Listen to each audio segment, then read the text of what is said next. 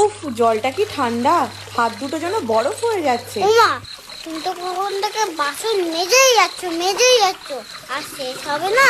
তোর পড়া হয়ে গেছে?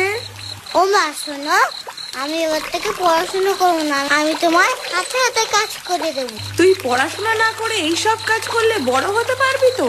তোমাকেও তো পড়াশোনা করতে দেখি না, তুমিও তো কত বড় হয়ে গেছো কাজ করতে করতে। আমিও তাহলে এই কাজ করতে করতে বড় হয়ে যাব। চুপ, বড্ড পাকা পাকা কথা হয়েছে না তোর? আমি কি ফল যে পেকে যাবো? ওমা, তোমার তো কষ্ট হচ্ছে, সরো আমি বাসনটা মেজে দিই। না না, এই জল খুব ঠান্ডা, হাত দিলেই তোর ঠান্ডা লেগে যাবে। ঠান্ডা? ওসব ঠান্ডা ফান্ডা কিছু শুতে বলবে না। আমি আর কিছু বলবো না তো, তুই যা পারিস কর। ও মামা, হাত মোজাটা কি পরে ধোবো নাকি খুলতে হবে? হাত মোজা পরে কি কেউ বাসন ধোয়?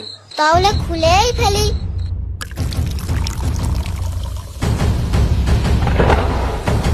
ওরে বাবা, মা, এই কি ঠান্ডা! এই ভাই, কি হলো? দেখবি কি হলো, এবার বুঝতে পারছিস তো? কি ঠান্ডা! তুই একটু মার কাজ করে দিতে পারিস না, শুধু ফোন দেখিস। হলো তো, বাসন মাজার শখ মিটেছে তো?